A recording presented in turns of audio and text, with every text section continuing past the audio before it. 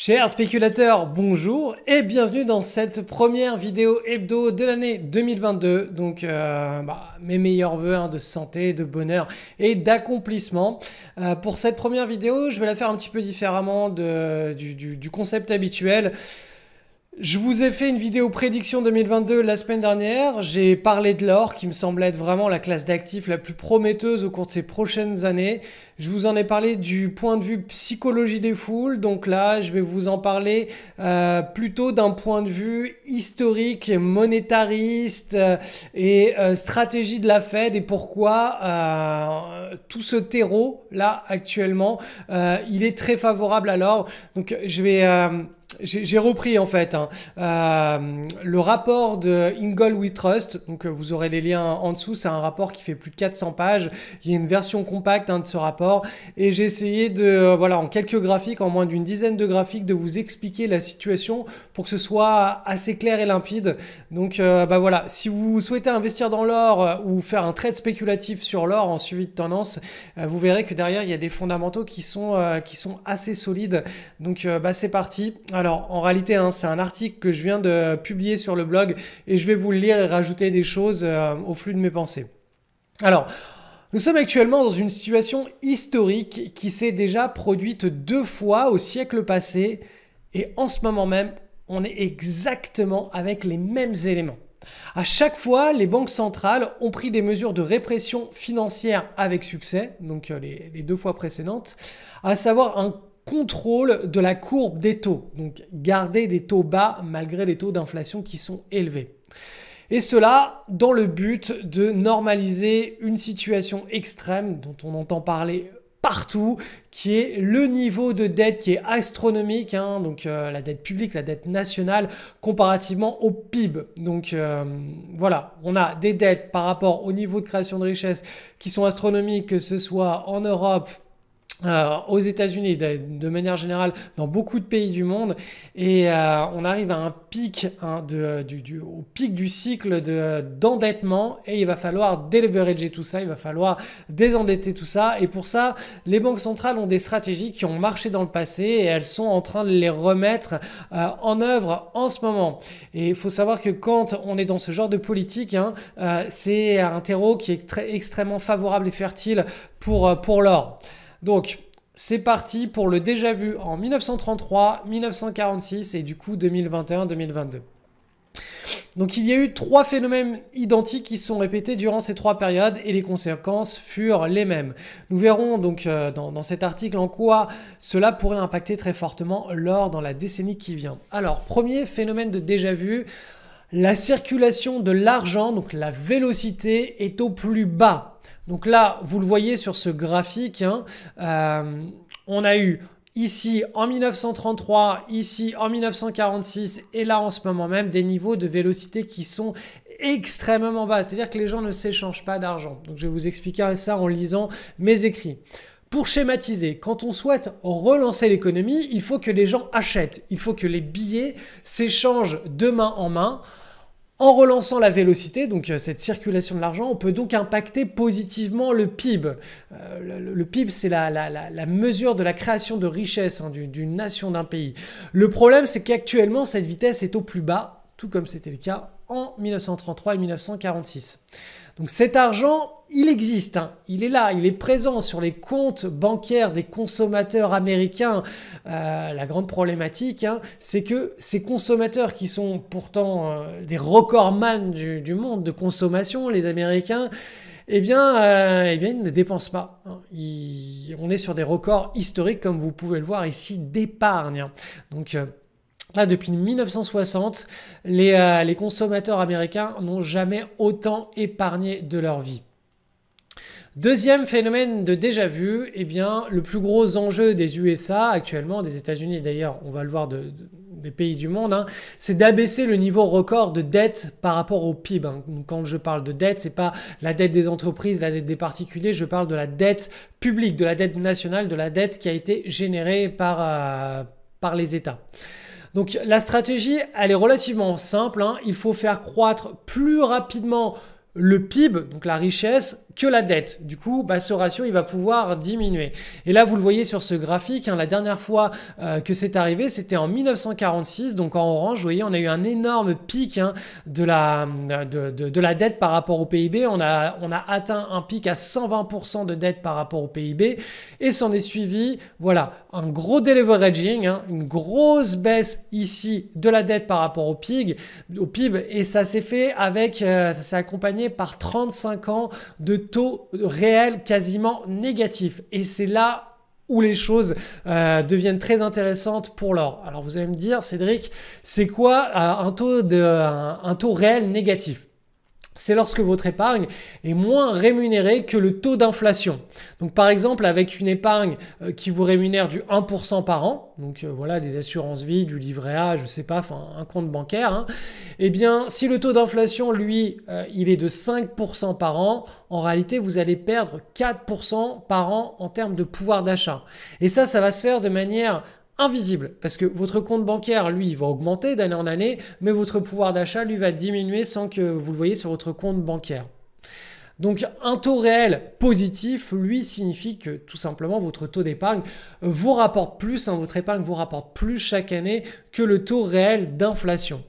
Donc cette stratégie des banques centrales de mettre en place des taux réels négatifs, eh bien elle a bien fonctionné dans le passé puisque en 1946, à la fin de la Deuxième Guerre mondiale, entre 1946 et 1980, la dette américaine a fortement chuté. Donc là, vous le voyez sur ce graphe. Ici, là, on a fait boum, Première Guerre mondiale, on a réussi à déleverager.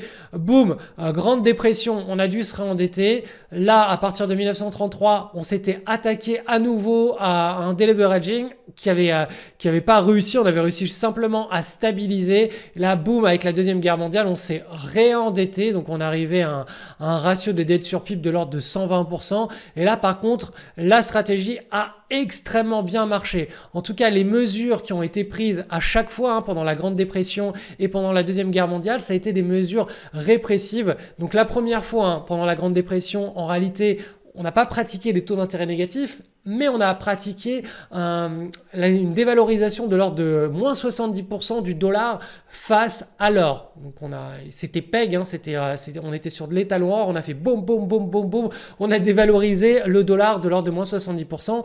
Et la deuxième fois, eh bien, on a fait les taux d'intérêt négatifs. Et à chaque fois, en 1933, 1946, on avait un taux de vélocité qui était extrêmement bas et les enjeux pour les États-Unis étaient de faire baisser la dette. Donc, ils ont utilisé tout simplement le même genre de stratégie qui est eh bien de noyer cette dette par une augmentation du PIB, donc en créant une inflation, en générant une inflation qui est modérée. Donc on le voit là, pendant toute la période de 1946 à 1980, en bleu, les taux d'intérêt réels furent majoritairement négatifs. La plupart du temps, ils étaient en dessous de zéro. Il y a eu quelques années, quelques trimestres où c'était légèrement au-dessus de zéro, de l'ordre de 1 ou 2%. On était sur les taux réels positifs de l'ordre de 2%, mais la majeure partie de ce cycle-là de désendettement, on était sur des taux d'intérêt réels négatifs. Donc, comment la Fed s'y prend? La grande question, c'est comment elle fait pour garder ces taux bas. Normalement, vous savez, les taux, c'est le marché qui est censé les fixer. On est censé avoir cette main invisible entre l'offre et la demande. Les entrepreneurs arrivent à avoir un pricing du risque, de la monnaie, du temps pour faire des projets ou non. Et bien pendant ces périodes dites de keynésianisme, où l'État prend en charge le prix du temps, eh bien, il fixe le prix du temps à un niveau, donc les taux d'intérêt qui sont extrêmement bas et qui sont en dessous du taux d'inflation. Et comment est-ce qu'ils font? C'est extrêmement simple. Ils achètent massivement leurs propres obligations, donc des obligations avec diverses maturités. Ça peut être des obligations à 3 mois, 1 an, 2 ans, 3 ans, 5 ans, pour tout simplement avoir la main sur ces taux d'intérêt. Puisque les obligations, le prix des obligations, s'il baisse, les taux d'intérêt vont augmenter. Donc, en achetant les obligations, on garde les prix de ces obligations hauts et du coup, les taux d'intérêt, le différentiel reste très bas.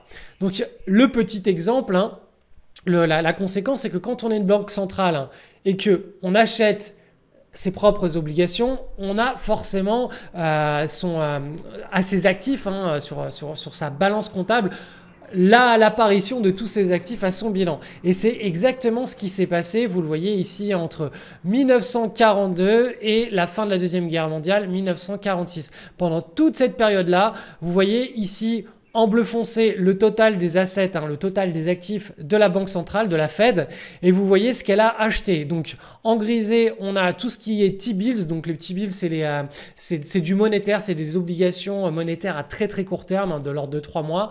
On a ici en vert le total des US Treasury, donc ça c'est les obligations c'est voilà, de 1 à 3 ans, donc les échéances moyennes c'est 1 an et demi, c'est comme si vous placiez à votre banque votre argent pendant 1 an et demi. Eh bien elles en ont accumulé, vous voyez que le bilan il a littéralement explosé entre 1942 et 1946. Donc je reprends les explications. Dans le passé, la décision de la Fed d'adopter un taux d'intérêt directeur fixe a été prise lors de son entrée en guerre en décembre 1941. Pour maintenir ce taux fixe, elle a dû accumuler ses propres obligations jusqu'à la fin de la Deuxième Guerre mondiale. Donc on le voit 1946 sur le graphe ci-dessous. Après 1946, ça s'est globalement stabilisé, ça a arrêté de monter.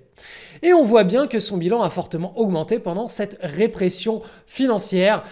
Pourquoi on parle de répression financière? Eh bien tout simplement parce que les épargnants qui étaient investis en cash, eh bien ils se faisaient tondre de manière invisible puisque on leur payait leur argent moins cher que le taux d'inflation. Donc chaque année, ils perdaient en pouvoir d'achat et on est actuellement dans ce genre de situation avec des taux d'intérêt réels négatifs qui sont là, qui sont installés. Donc la crise Covid est une situation de déjà vu. On a monétisé la dette pour tenter de relancer l'économie et de faire diminuer ce rapport dette sur PIB. Donc du coup, vu qu'on a déjà vu ça juste ici pendant la Deuxième Guerre mondiale, on se dit les mêmes stratégies devraient amener au même résultat. Je reprends la lecture. La suite semble déjà écrite dans les événements passé, car c'est lorsque la Deuxième Guerre mondiale s'est terminée que la Fed a fortement ralenti l'achat de ses obligations. Et c'est exactement ce que la Fed a prévu de faire en 2022 suite à la crise Covid. Donc crise Covid, Deuxième Guerre mondiale. Là actuellement on parle de tapering. Donc le tapering c'est de tout simplement réduire son action d'achat de ses propres actifs. Et c'est là que l'inflation a explosé jusqu'à atteindre 20% en un an. Donc vous le voyez, au cours de l'année 1946 jusqu'à 1947, là, cette première ellipse en vert, on a eu une très très forte augmentation de l'inflation. Ensuite, l'inflation a certes baissé, mais elle est restée très très élevée. Entre 1947 et 1949, on était toujours à 15%, 10%, 10%, 7%, 8%. Donc on a eu 2 années d'inflation très forte. Certes, cette inflation baissait, mais elle était à des niveaux qui sont restés très très très très hauts et bien plus hauts que les taux d'intérêt directeurs qui étaient eux artificiellement fixés bas autour de 1%. Donc, qu'est-ce qui s'est passé pendant cette période-là où l'inflation a explosé, notamment en 46-47? Eh bien, la Fed, elle a monté symboliquement ses taux d'intérêt directeurs de 1% à 1,25% pendant cette même période. Pourquoi? Tout simplement parce qu'elle ne pouvait rien faire de plus avec un tel niveau de dette sur PIB. Et c'est exactement le même cas aujourd'hui.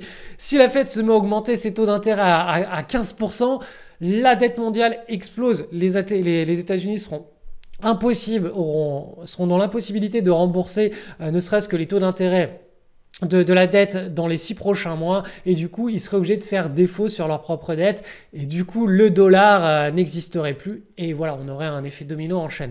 Donc là la situation a été globalement la même en 46-47, ils ont dû maintenir des taux d'intérêt extrêmement bas et c'est du coup le peuple qui a dû payer avec des taux réels négatifs cette dette. À nouveau, vous voyez ici en 1951, le même phénomène d'accélération de l'inflation s'est produit, la dette n'était plus de 110% comme c'était le cas en 46, mais de 62%. Donc ils avaient déjà réussi à bien la réduire. Mais là aussi, la Fed n'a quasiment pas touché à ces taux car il fallait financer cette fois-ci la guerre de Corée au même moment. Donc là, ils ne pouvaient pas se le permettre. L'épargnant qui était investi uniquement en cash a pris une rouste invisible puisque son compte bancaire montait, mais son réel pouvoir d'achat diminuait. Donc, tout ceci nous amène au troisième phénomène de déjà-vu qui est, vous le comprenez, la stratégie des taux réels négatifs. Pour ramener à la normale cette proportion gigantesque de dette publique, la Fed utilise exactement la même stratégie qui devrait déclencher exactement les mêmes résultats. Nous serions donc en ce moment même sur la fin d'un grand cycle de dette et nous passerions à son deleveraging. Rappelons que si les taux montent trop haut, c'est une faillite généralisée des dettes souveraines qui ne pourront pas payer ces intérêts. Donc les banques centrales sont obligées de maintenir artificiellement bas ces taux en fonction du niveau de dette sur PIB. Donc plus le niveau de dette par rapport au PIB diminue, plus elles ont de marge de manœuvre. Mais dans cette logique, plus on diminue la dette, comme je vous l'ai dit, plus on a de marge pour augmenter les taux. Mais actuellement, la marge, elle est microscopique. C'est donc le peuple d'épargnants en cash, toutes les personnes qui n'épargnent pas avec d'autres classes d'actifs, eh bien ce sont ces personnes-là qui vont payer par un impôt caché cette dette. Et le nom de cet impôt caché, vous le connaissez, c'est taux réel négatif. Et c'est la raison pour laquelle Ray Dalio, qui est quand même devenu très populaire ces dernières années, répète sans cesse que le cash, c'est trash. Cash is trash. Le cash, ça va à la poubelle. Le cash, ça va vous appauvrir. Car chaque année, on perd en pouvoir d'achat si on n'a que du cash sur ses comptes bancaires. Regardez d'ailleurs ce qui s'est passé entre 1934 et 1954. Sur le graphe ici, vous voyez que pendant 20 années, on a eu majoritairement on a eu beaucoup de pics d'inflation. Vous le voyez en jaune là, le CPI, c'est les taux d'inflation. Donc, on a eu un premier taux ici, une deuxième vague ici, une troisième vague ici, une quatrième vague ici. Donc on a eu vraiment des taux d'inflation qui sont montés assez forts, 5%, 15%, 20%, 10%. Donc on a eu des grosses montées. Et à chaque fois, le rendement monétaire, donc en bleu ici, le rendement de vos comptes d'épargne est resté bien inférieur au taux d'inflation réel pendant les grandes envolées d'inflation, votre taux d'épargne est resté extrêmement bas et même pendant les périodes de désinflation où l'inflation restait forte mais elle diminuait, eh bien les taux d'intérêt restaient extrêmement bas. Donc pendant toute cette période de 20 ans, on avait des taux d'intérêt réels qui étaient négatifs et l'épargnant en cash, investi uniquement en cash, s'est fait rincer de tout son pouvoir d'achat. Donc voilà. En 2022, il s'agit d'une situation qui est mondiale, parce que toutes les banques centrales du monde entier ont opté pour le même genre de stratégie depuis notamment la crise des subprimes en 2008 et elles ont continué dans ce délire d'endettement et donc tout simplement leurs bilans ont explosé, leurs dettes ont explosé. Donc les deux fois dans le passé où nous nous sommes retrouvés dans cette exacte même situation de dette sur PIB excessive et de vélocité de la monnaie au plus bas, c'était en 1933, on l'a vu, l'État a dévalué le dollar de l'ordre de moins 70% par rapport à l'or, puis en 1946, l'État a fait presque 35 années de taux réels négatifs. Eh bien, sachant qu'en 2022, ce phénomène de dette excessive gouvernementale, il est mondial, eh bien cette fois-ci, le petit marché qu'est l'or pourrait bien servir de rempart aux investisseurs du monde entier qui voudraient protéger une partie de leurs économies de l'ennemi commun qui est les taux d'intérêt réels négatifs. Donc les taux réels négatifs. Alors pourquoi l'or ? La grande question c'est pourquoi l'or ? Et bien tout simplement parce que historiquement cet actif se comporte particulièrement bien pendant les cycles de taux réels négatif. Donc vous le voyez ici en bleu, c'est les cycles de taux réels négatifs, l'or a explosé. Ici en jaune, c'est les taux d'un réel positif, l'or n'a pas bronché. Et à nouveau, depuis 2003, on est rentré dans un cycle de taux réels négatifs et l'or est à nouveau en bull market.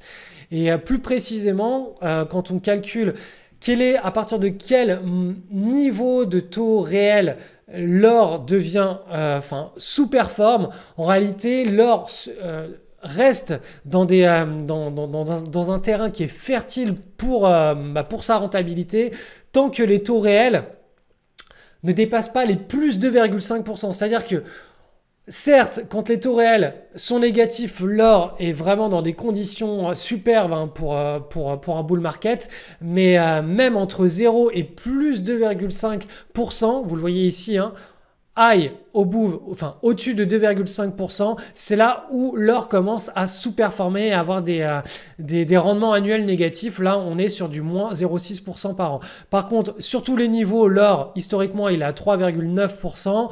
Quand les taux d'intérêt deviennent négatifs de manière assez forte, l'or explose. Hein. On est sur du 11,4% en rendement réel et sur du 19,3% en rendement nominal. Hein. Donc là, on parle de l'or.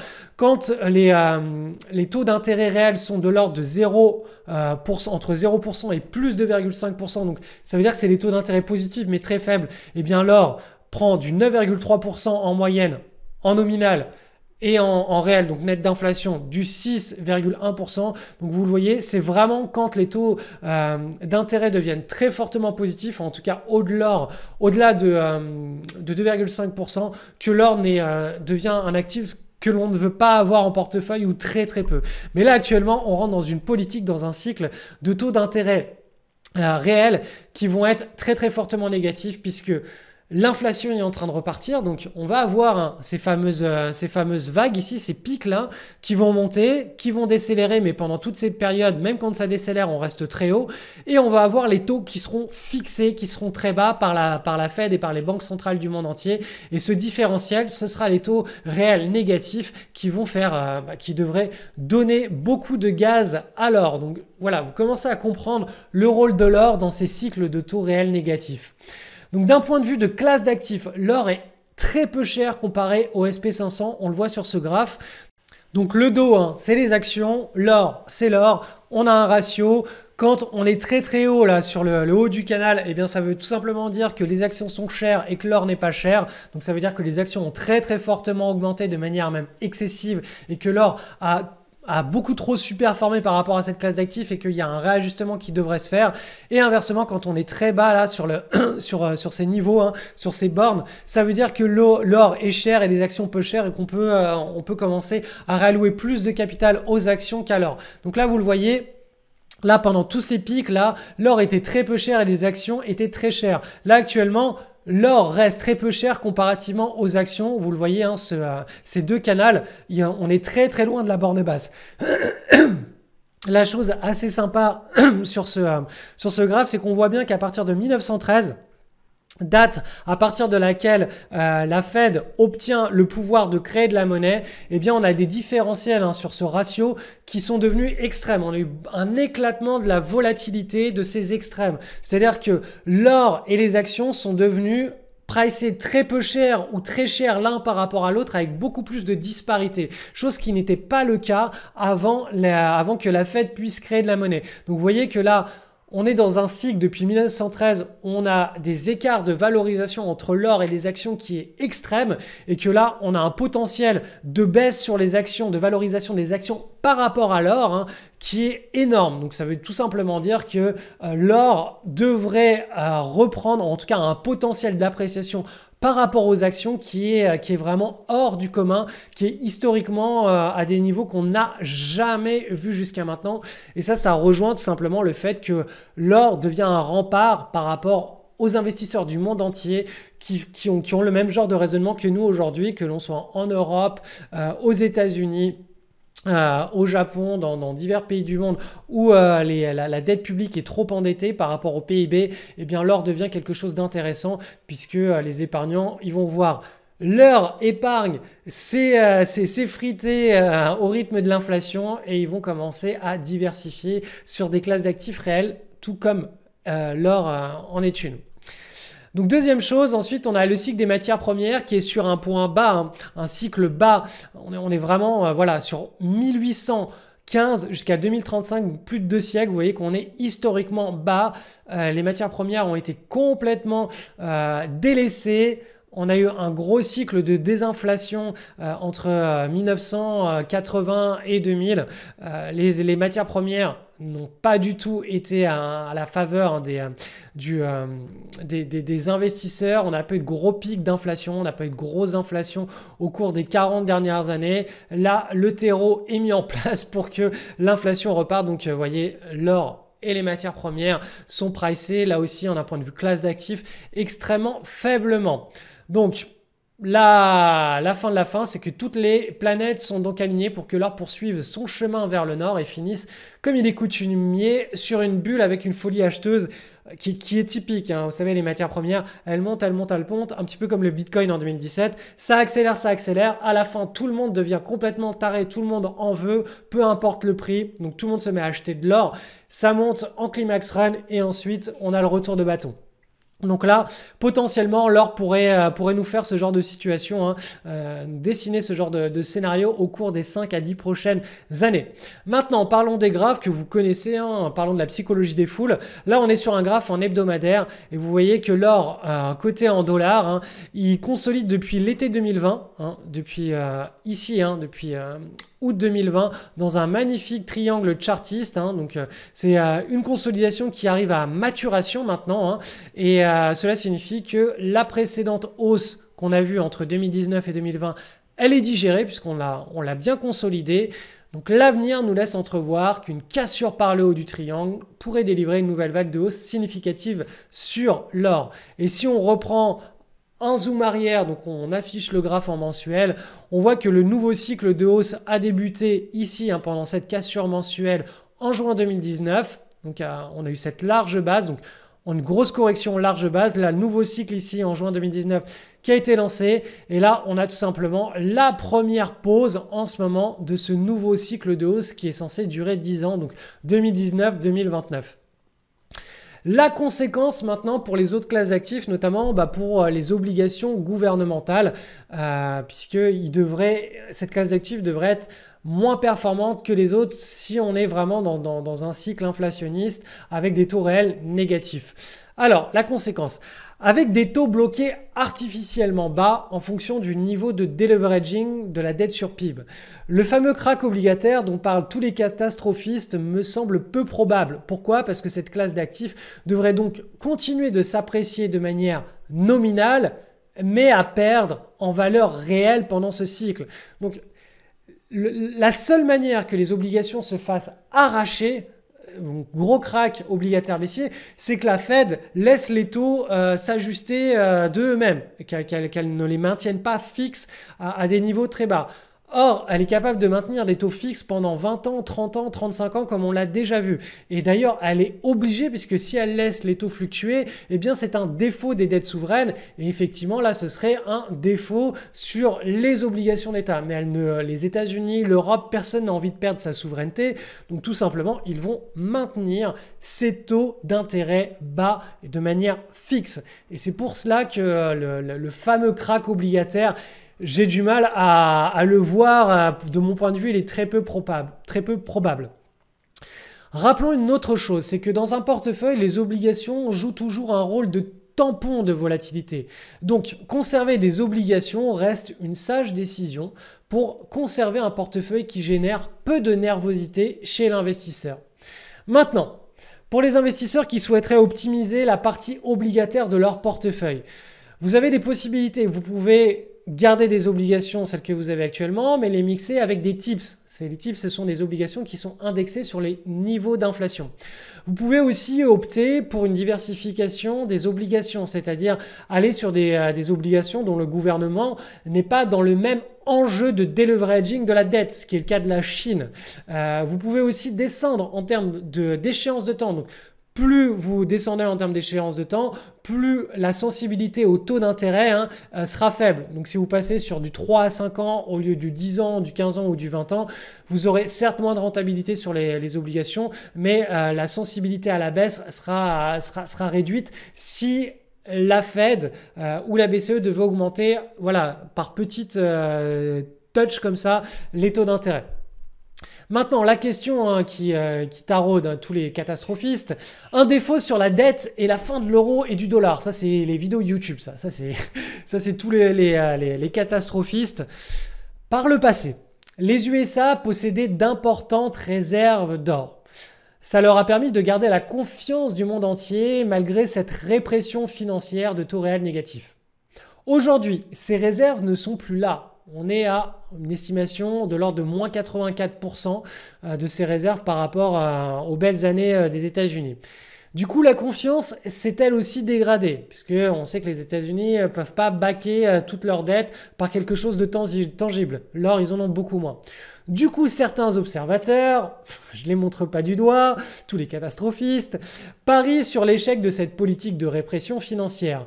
Car en cas d'explosion de l'inflation, la Banque centrale devrait acheter l'intégralité de ses obligations pour maintenir ses taux bas.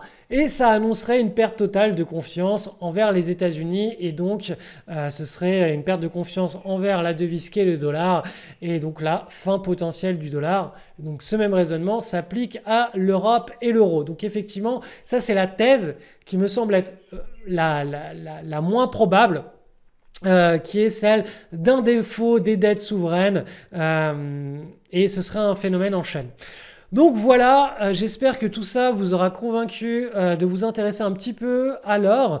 Voilà, il y a plusieurs stratégies. Vous pouvez faire des trades spéculatifs, vous pouvez en mettre un petit peu en fond de portefeuille, vous pouvez faire du suivi de tendance. Il y a plein de manières de profiter de ce bull market sur l'or. Vous pouvez acheter des calls, vous pouvez en acheter en physique, en mettre dans votre jardin, dans des coffres aux quatre coins du globe. Vous pouvez acheter des ETF, les ETF qui ne sont pas forcément backés derrière par de l'or en physique, mais plutôt par des manipulations comptables. En tout cas, ça vous permettrait tout simplement de suivre la tendance haussière de l'or. Il y a plein de possibilités. En tout cas, cette classe d'actifs, je pense qu'elle sera vraiment sous le feu des projecteurs dans quelques trimestres, quand ça va commencer à monter très fort, dans quelques trimestres ou dans 2 ou 3 ans. C'est là où les médias en parleront comme ils ont parlé du Bitcoin et des cryptos ces derniers temps. Et enfin, dernière chose, sachez que toute la communauté qui est inscrite à ma mailing list, donc à mes emails privés, ils reçoivent dans leur boîte email le lundi, le mardi, le jeudi et le vendredi des emails privés avec ce genre d'articles. C'est des choses qui ne sont pas publiées sur le blog. C'est des cas pratiques pour améliorer son swing trading si on fait de la spéculation, pour adopter une vision, un mindset différent de la vie ou pour avoir tout simplement des analyses de classes d'actifs comme je viens de vous le faire sur l'or. Tout ça, ça arrive sur votre boîte email tous les jours. Vous pouvez vous désinscrire à tout moment. Donc si vous voulez recevoir ces emails privés, le lien est en description. Vous allez arriver sur cette page, vous rentrez ici votre email, vous cliquez sur c'est parti. Vous allez recevoir un email probablement dans votre boîte spam.